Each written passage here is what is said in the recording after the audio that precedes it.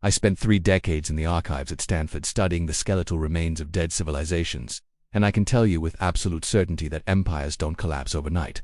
They disintegrate slowly, methodically, through a sequence of warnings so predictable that any historian worth their salt can spot them from 1,000 years away.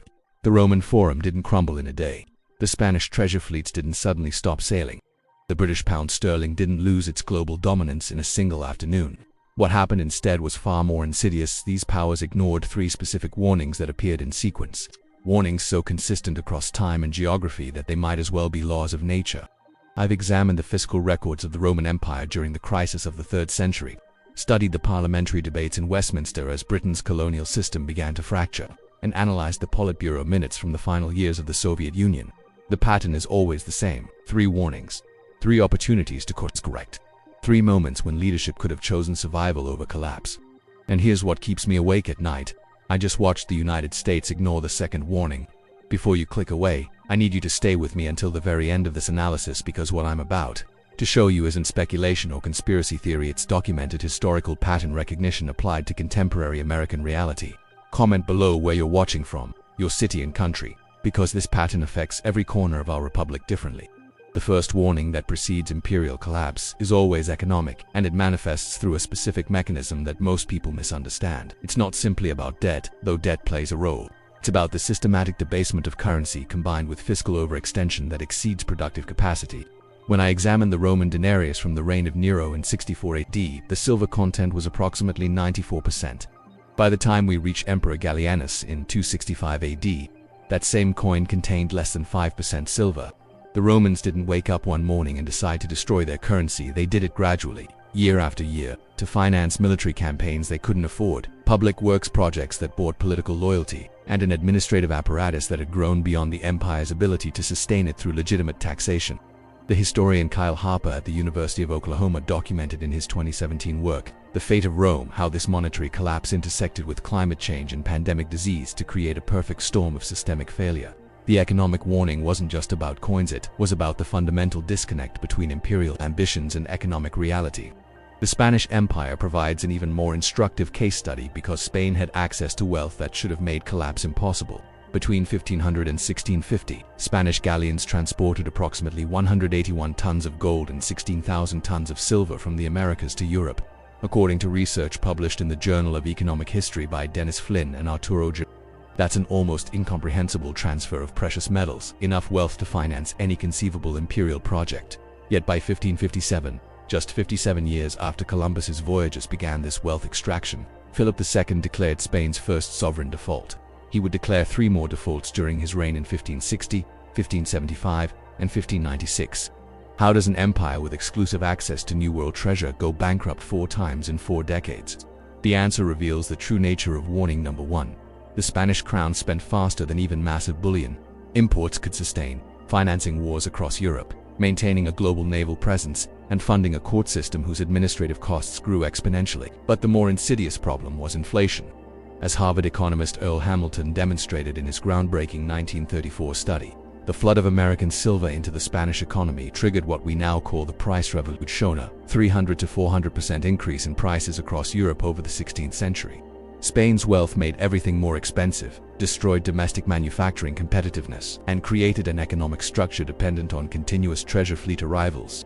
When those shipments became irregular due to piracy, storms, or colonial resistance, the entire system seized up like an engine running without oil. The British Empire faced its economic warning in the 20th century, though the mechanism was different from Rome's debasement or Spain's inflation. Britain's challenge emerged from the structural costs of maintaining global hegemony while facing industrial competitors who didn't bear those costs. By 1914, Britain was spending approximately 3.4% of GDP on naval forces alone, according to research by economic historian Nicholas Crafts at the University of Warwick. The First World War transformed Britain from the world's largest creditor nation to a net debtor, with war costs reaching 136% of GDP by 1918. The economist Niall Ferguson documented in The Pity of War how Britain borrowed approximately £2 billion during the conflict, much of it from the United States, fundamentally shifting the global financial center of gravity from London to New York. The warning wasn't just in the debt numbers, it was in the loss of economic primacy. Britain could no longer set global interest rates, dictate trade terms, or maintain currency stability through sheer financial dominance. The pound sterling, which had been the world's reserve currency for over a century, began a slow decline that would culminate in the 1967 devaluation and the final abandonment of capital controls in the 1970s. What makes this particularly relevant to contemporary America is that Britain's leaders recognized the economic warning but felt trapped by geopolitical commitments that made retrenchment politically impossible. Now let's talk about where the United States stands regarding this first warning, because the parallels are uncomfortable. The U.S. national debt crossed $36 trillion in 2024, representing approximately 123% of GDP according to Treasury Department data. That ratio itself isn't unprecedented. Debt reached 119% in 1946 following World War II mobilization, but the trajectory and context are what matter.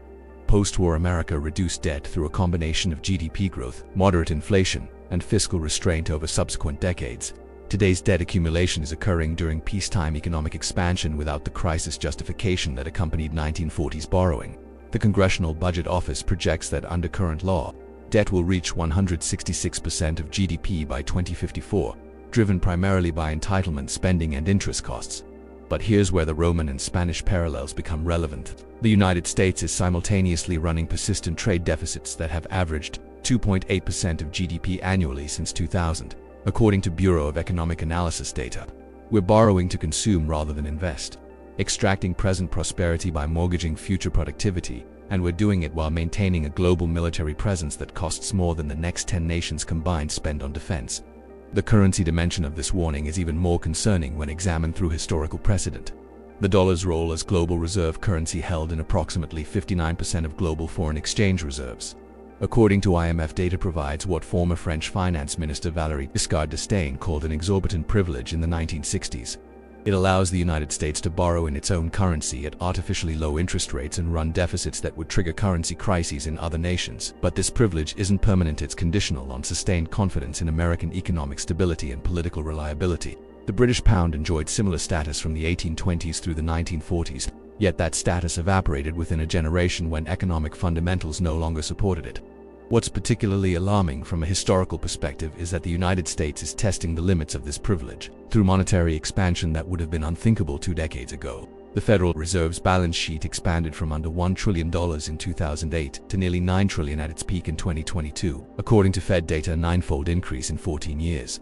This isn't quite the silver debasement of 3rd century Rome, but it operates on similar principles, creating monetary units to finance expenditures that tax revenue cannot cover. The economist Carmen Reinhart and Kenneth Rogoff documented in their comprehensive 2009 study, "This time is different that sovereign debt crises follow predictable patterns across 8 centuries of financial history." They identified a threshold around 90% debt to GDP where growth typically slows and default risk increases. Substantially, the United States crossed that threshold in 2010 and hasn't looked back. Yet America retains advantages that Rome, Spain, and Britain lacked at comparable stages: a continental-scale unified market, the world's reserve currency, unmatched technological innovation capacity, and geographic security that eliminates land invasion threats. The question isn't whether warning number 1 has appeared, it clearly has. Written in debt trajectories and monetary expansion that any economic historian would recognize as concerning. The question is whether American institutions retain sufficient functionality to respond before the warning becomes a crisis. And that brings us directly to warning number 2. The social fracture that I believe the United States has just ignored in a way that should terrify anyone who has studied how empires actually die. The second warning never appears in isolation. It always emerges after economic stress has begun weakening social cohesion, but before. Institutional paralysis makes response impossible. It manifests as civil unrest combined with catastrophic erosion of public trust in governing institutions. And it's far more dangerous than the fiscal warnings that precede it, because social fragmentation is extraordinarily difficult to reverse once established. When I examine the historical record, this warning appears with such regularity that I've come to view it as the pivot point, the moment when decline becomes either reversible through dramatic reform or irreversible through continued denial. The Roman Empire experienced this during the tumultuous period between the assassination of Emperor Severus Alexander in 235 AD and Diocletian's accession in 284 AD, a half-century that saw 50 emperors claim power, most dying violently within months or years. But the real story wasn't in the imperial palace, it was in the forum, the countryside, and the provincial cities where ordinary Romans stopped believing that the system served any purpose beyond enriching whoever currently controlled the military. The Yale historian Ramsay MacMullen described in Corruption and the Decline of Rome how the 3rd and 4th centuries witnessed systematic withdrawal of civic participation as local elites concluded that engaging with imperial administration meant either financial ruin through taxation or physical danger through association with losing political factions. The social dimension of Rome's decline wasn't about barbarian invasions or moral decay. These are simplified narratives that miss the structural reality. What actually happened was fragmentation of the shared identity that had bound the empire together during its expansion.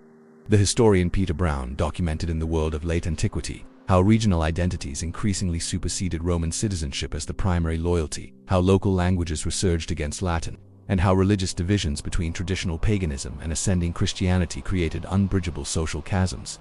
Most critically, the military, which had been recruited from Italian and Romanized provincial populations through the 1st and 2nd centuries, increasingly drew from Germanic peoples, whose loyalty was to commanders who paid them rather than to any conception of Rome as a political entity worth preserving.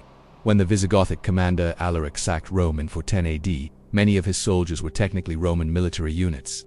The empire hadn't been conquered from outside, had fragmented from within to the point where the distinction between inside and outside lost meaning. Tax collection became impossible in many regions, not because of invasion but because local populations actively resisted a system they viewed as predatory rather than protective. The Soviet Union's collapse provides a more recent and better documented example of warning number 2 in action. The economic stagnation of the late 1970s and 1980s created conditions for social breakdown. But what actually destroyed the USSR was the complete evaporation of public confidence in communist institutions between 1985 and 1991. The political scientist Stephen Kotkin documented in Armageddon Averted how Mikhail Gorbachev's reforms inadvertently accelerated this process by permitting open discussion of systemic failures that everyone had privately acknowledged for decades but couldn't publicly address. Once Glasnost allowed newspapers to report on corruption, economic dysfunction, and political repression, the gap between official propaganda and lived reality became undeniable. Soviet citizens had long practiced what the anthropologist Alexei Yurchak called living VHI, existing outside or beside the system while superficially participating in its rituals. But Glasnost transformed private cynicism into public withdrawal. Labor productivity collapsed not because workers became lazier but because the social contract "pretend to pay us and will pretend to work" lost its stabilizing cynicism and became simple non-participation. By 1991, regional governments openly defied Moscow, not through armed rebellion but through simple refusal to remit taxes, enforce laws, or acknowledge federal authority. The British Empire's experience with warning number 2 played out across decades rather than years, making it harder to recognize but no less destructive. The historian John Darwin argued in The Empire Project that British imperial cohesion depended on a complex web of interests that aligned colonial elites, British commercial interests, and strategic military calculations. When those interests diverged, as they increasingly did after the First World War, the empire didn't immediately collapse, but rather experienced accelerating centrifugal pressure. The Irish independence movement, which culminated in the 1921 partition, demonstrated that even centuries-old territorial control could evaporate once local populations withdrew consent from British governance. What's often missed in accounts of decolonization is how much of it occurred not through military defeat, but through British recognition that maintaining control required levels of coercion incompatible with liberal democratic values at home. The 1919 Amritsar massacre in India, where British troops killed nearly 400 unarmed protesters, created such backlash in Britain itself that imperial confidence never fully recovered. The British public increasingly questioned whether empires served British interests or simply enriched a narrow elite while imposing costs and moral compromises on the broader population. Now we arrive at the uncomfortable present, and this is where I need to be precise about what I'm observing in contemporary America because the stakes couldn't be higher. The United States has just ignored warning number 2, and I can demonstrate this through data that any historian would recognize as matching late-stage imperial patterns. Public trust in American institutions has collapsed to levels unprecedented in modern polling history. According to Gallup's institutional confidence surveys, trust in Congress fell to 16% in 2024. Trust in the presidency stands at 26%. Trust in the Supreme Court dropped to 34%, and trust in media reached an all-time low of 14%. These aren't minor fluctuations around a stable mean, they represent systematic, sustained decline across 4 decades from highs in the 1960s and 1970s when majorities expressed confidence in major institutions. The Pew Research Center documented in their 2024 study that 72% of Americans believe elected officials don't care what people like them think, and 65% believe the political system needs major changes or complete reform. But trust metrics alone don't constitute warning number 2. What matters is how distrust manifests in behavior. And that's where the parallel to late Rome and the late Soviet Union becomes unmistakable. Political polarization has reached levels that make governance increasingly difficult and social cohesion nearly impossible. The political scientists Thomas Mann and Norman Ornstein documented in It's Even Worse Than It Looks how partisan animosity has transformed from policy disagreement into mutual delegitimization, where each side views the other not as wrong but as illegitimate. Surveys from More in Common found that 42% of both Republicans and Democrats view the opposing party not just as mistaken but as evil. This isn't policy difference, it's sectarian division that precludes the compromise essential to democratic governance. Civil unrest patterns compound this fracture. The summer of 2020 saw protests in over 2,000 American cities, the most widespread domestic unrest since 1968, according to data from the Armed Conflict Location and Event Data Project. But unlike 1968, these protests occurred in a context where institutional trust was already critically degraded, meaning they didn't pressure institutions to reform but rather confirmed for millions that institutions were irredeemable. The United States has ignored warning number 2, not by failing to notice these trends but by treating them as partisan political issues rather than systemic threats to national cohesion. Each side blames the other for polarization while pursuing strategies that deepen division. Each faction interprets unrest as confirming their narrative while dismissing opposing concerns as manufactured grievances. This is precisely how empires fail, not through acknowledgement and adaptation, but through competitive narrative construction that prevents collective action on existential threats. The Roman Senate blamed currency debasement on imperial overreach, while emperors blamed senatorial corruption for fiscal crisis. And meanwhile, the provinces burned. Soviet hardliners blamed glasnost for exposing problems, while reformers blamed hardliners for creating them. And meanwhile, the Union disintegrated. Britain's imperialists blamed anti-colonial movements for ingratitude, while progressives blamed imperialists for moral bankruptcy. And meanwhile, the empire dissolved. The pattern is always the same: institutional actors pursue factional advantage, while systemic cohesion collapses beneath them. What makes America's situation particularly dangerous is that warning number 2 is appearing while warning number 1 remains unresolved, and warning number 3, which I'll examine in the next part, is already visible on the horizon. The United States stands at a historical crossroads that any specialist in imperial decline would recognize immediately. We have perhaps 5 to 10 years to restore institutional trust, rebuild social cohesion around shared constitutional principles, and demonstrate that democratic governance can address the economic challenges outlined earlier. If we fail, the historical precedents suggest outcomes far darker than most Americans imagine possible. But I've also spent 30 years studying how some societies successfully navigate these warnings, how certain institutions prove resilient enough to adapt, and why American exceptionalism, though often overestimated, contains elements of genuine structural advantage that shouldn't be dismissed. That analysis requires examining the third warning, the patterns of institutional paralysis that transform economic and social stress into inevitable collapse, and the specific data suggesting where the United States stands regarding that final threshold. That's what we'll explore in part 2 of this analysis, where the historical pattern reaches its conclusion and the choice before Americans becomes undeniably clear. The third warning is the one that ends the story, and it operates with mechanical precision across every empire I've studied in 3 decades of archival work. When economic overextension converges with social fragmentation, the result is always institutional paralysis, a condition where governing structures become physically incapable of executing policy, regardless of who occupies leadership positions. This isn't about bad leaders versus good leaders or left-wing policies versus right-wing policies. It's about systemic dysfunction reaching a threshold where the machinery of state stops functioning at the most basic operational level. The Byzantine Empire provides the clearest historical example because its institutional sclerosis is extraordinarily well documented through imperial correspondence, tax records, and military dispatches preserved in Constantinople's archives. By the 11th century, the Byzantine administrative system that had sustained Roman governance for 700 years after the Western Empire's collapse had calcified into something that resembled government but could no longer perform governmental functions. The historian Warren Treadgold documented in A History of the Byzantine State and Society how the themata system provincial military districts that had provided both tax revenue and defensive forces collapsed, not through external conquest but through administrative incompetence and corruption that made the system unworkable. What killed Byzantine institutional effectiveness wasn't barbarian invasion or religious schism, but rather the accumulation of systemic inefficiencies that made reform impossible. Land ownership became concentrated in the hands of aristocratic families who were legally exempt from taxation, shifting the tax burden onto small farmers who then abandoned their land to escape obligations they couldn't meet. The military recruitment system that had drawn soldiers from provincial populations broke down as those populations declined, forcing reliance on expensive mercenary forces whose loyalty lasted exactly as long as payment continued. The civil administration became so bloated and procedurally complex that executing simple policy required navigating bureaucratic labyrinths that could consume years.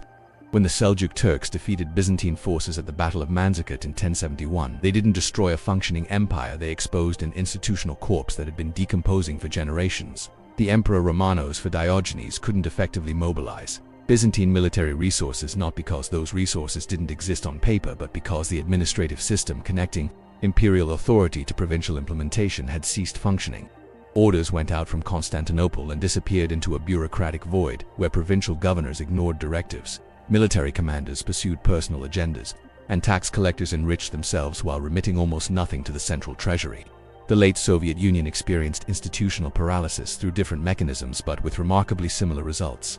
By the mid-1980s, the Communist Party apparatus and state bureaucracy had become so interpenetrated and sclerotic that basic economic functions required navigating multiple overlapping approval systems, each with veto power and none with clear authority.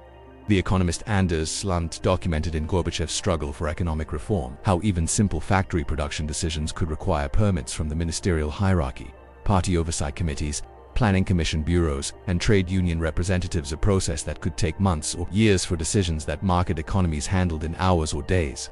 When Gorbachev attempted reforms through perestroika, he discovered that the institutional apparatus was structurally incapable of implementing change even when leadership demanded it.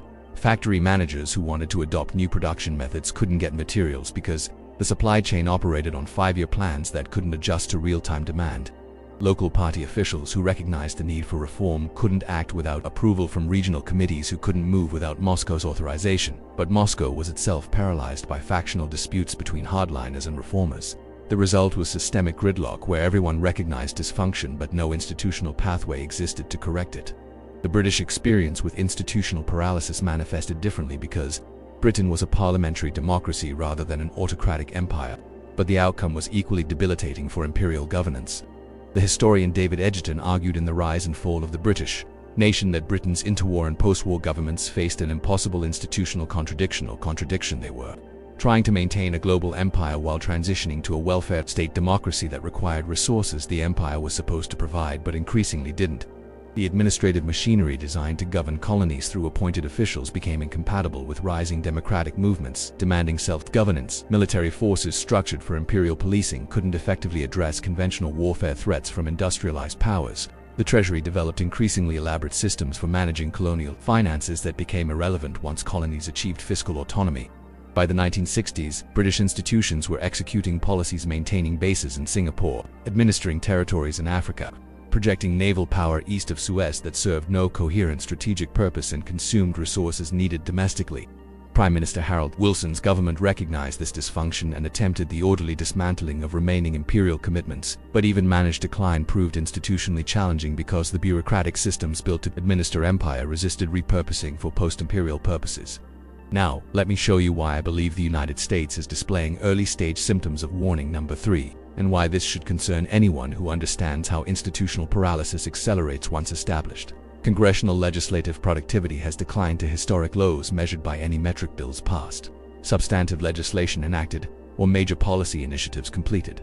The Pew Research Center analyzed legislative output and found that the 113th Congress from 2013 to 2015 passed just 296 laws, the lowest total since systematic record-keeping began in the 1970s. Subsequent Congresses haven't improved. The 117th Congress from 2021 to 2023 passed 362 laws. An analysis by the Congressional Research Service shows that the vast majority were minor technical adjustments or symbolic resolutions rather than substantive policy. This isn't simply partisan gridlock where opposing parties block each other's initiatives, it's systemic incapacity where even basic governmental functions like passing budgets occur through crisis-driven continuing resolutions rather than deliberative appropriations processes. The federal government has operated under 21 continuing resolutions since 2010, according to Congressional Budget Office data, meaning Congress hasn't completed its constitutional budget responsibility through regular order for over a decade. If you're finding this analysis valuable, please hit the like button and subscribe to this channel so you don't miss the conclusion. Click the notification bell to get alerts when new content drops, and comment below with your city and country so I can see where this message is reaching people around the world who recognize these historical patterns. The executive branch demonstrates parallel institutional dysfunction through the expansion of emergency powers and executive orders that bypass legislative processes. Presidents from both parties have increasingly governed through administrative action rather than legislation because the institutional pathway for congressional lawmaking has become so degraded that executive unilateralism appears to be the only mechanism for policy implementation. According to the Federal Register, executive orders have increased in scope and substantive policy impact over the past 3 decades, addressing issues that previous generations would have considered requiring legislative action. This isn't necessarily because recent presidents are more authoritarian than their predecessors, it's because institutional paralysis in Congress creates a vacuum that executive action fills. But executive orders lack the durability and democratic legitimacy of legislation, meaning each new administration can reverse its predecessor's initiatives, creating policy instability that makes long-term planning impossible for businesses, state governments, and individuals trying to navigate regulatory environments that shift every 4 to 8 years.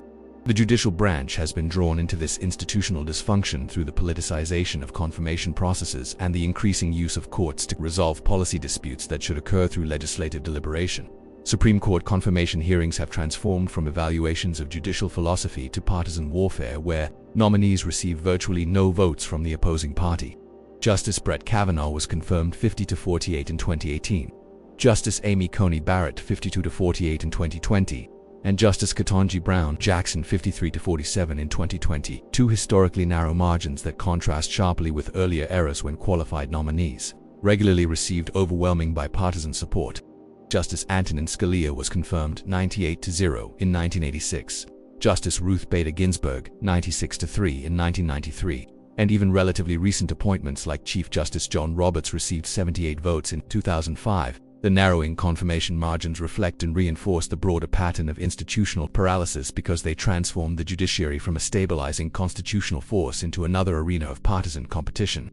Major policy questions on healthcare, immigration, environmental regulation, and voting rights are increasingly resolved through litigation rather than legislation, placing courts in policymaking roles they weren't designed to occupy and further degrading the legislative process by removing incentives for congressional compromise.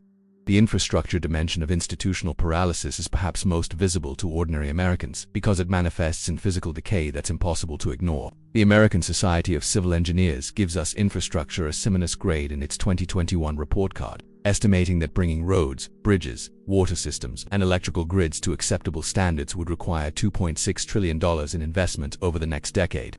But here's where the institutional paralysis becomes evident. Everyone agrees infrastructure needs repair. There's no serious policy dispute about whether roads should have potholes or bridges should be structurally sound. Yet the federal government has proven largely incapable of executing comprehensive infrastructure modernization.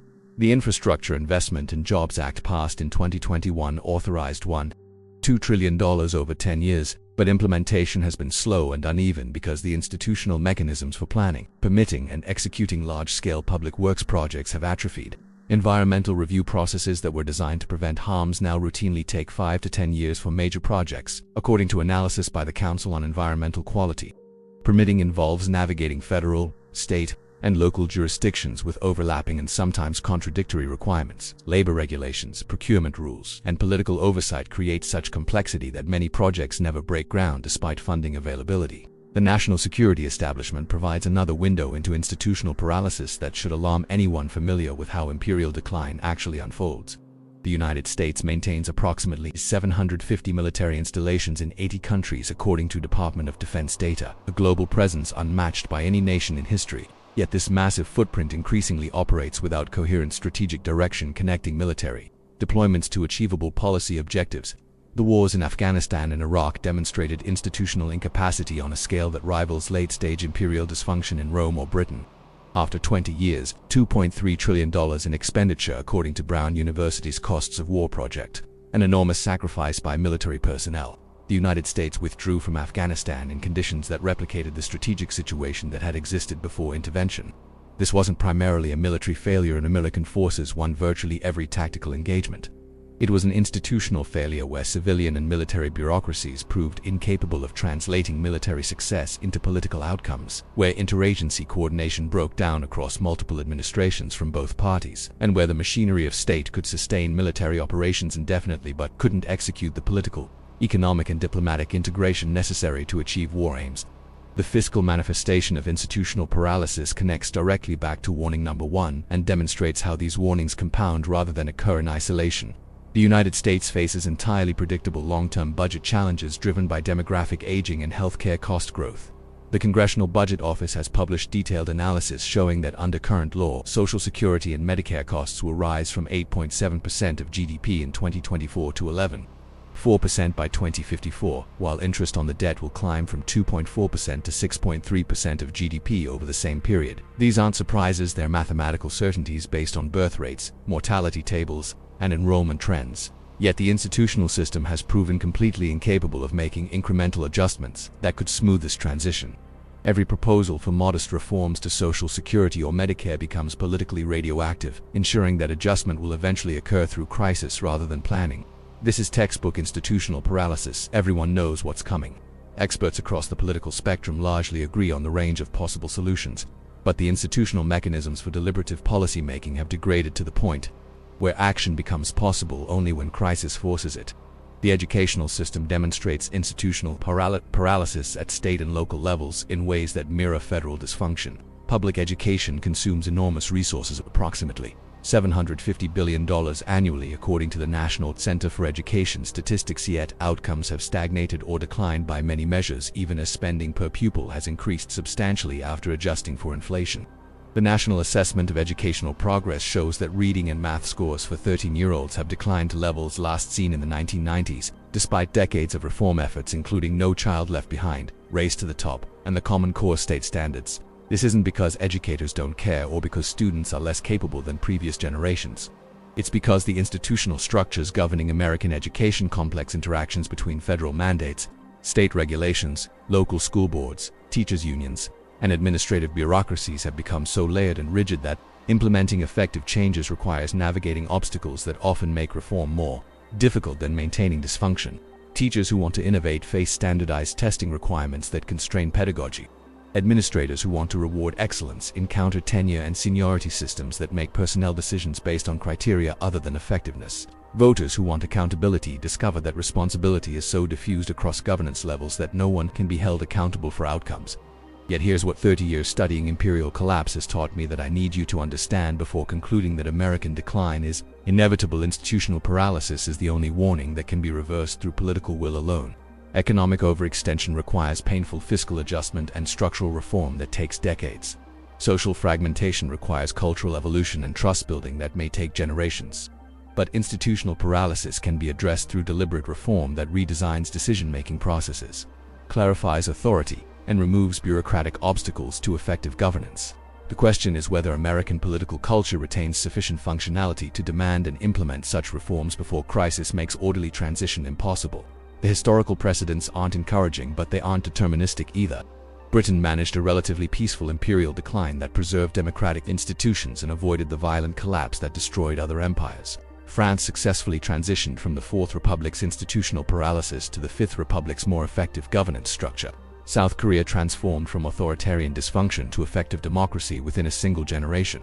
These examples share a common feature. They occurred when enough citizens recognized institutional failure as an existential threat and demanded reforms despite resistance from entrenched interests benefiting from the status quo. The United States possesses structural advantages that previous declining empires lacked and that shouldn't be dismissed even in the face of disturbing warning signs. Geographic security provided by oceanic borders means America doesn't face the land invasion threats that destroyed Rome or the proximity challenges that constrained Britain's European policy. Constitutional federalism creates redundancy where state and local governments can function even if federal institutions seize up. Unlike unitary empires where central paralysis meant total collapse, the innovative capacity of American universities, research institutions, and private enterprises continues to generate technological advancement that creates economic possibilities unavailable to previous powers. The cultural heterogeneity that contributes to current social fragmentation also provides adaptive resilience. America has integrated waves of immigration that would have fractured more ethnically homogeneous societies. These advantages buy time and create opportunities for course correction that historical empires didn't have. But they don't guarantee survival, and they won't prevent collapse if the warnings continue to be ignored. What happens next depends entirely on whether Americans choose to recognize these patterns as warnings rather than dismissing them as partisan talking points.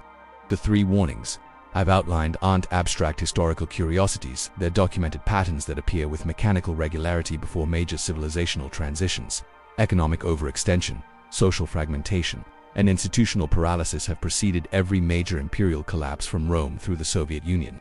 And all three are now visible in contemporary American data if you're willing to examine it honestly.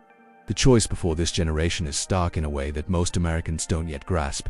We can acknowledge these warnings, demand institutional reforms that restore governmental effectiveness, rebuild social trust through shared commitment to constitutional principles, and make the fiscal adjustments necessary to align national ambitions with economic capacity. Or we can continue treating systemic threats as political opportunities, prioritizing factional advantage over national cohesion, and assuming that American exceptionalism exempts us from historical patterns that have governed human civilizations for millennia. I've spent 3 decades in archives studying civilizations that made the wrong choice at this crossroads, and I can tell you with absolute certainty that the consequences of continued denial are far darker than most Americans imagine possible. But I've also seen enough of American resilience, innovative capacity, and civic virtue to believe that recognition and response remain possible if we choose them. The warnings are clear. The historical patterns are undeniable.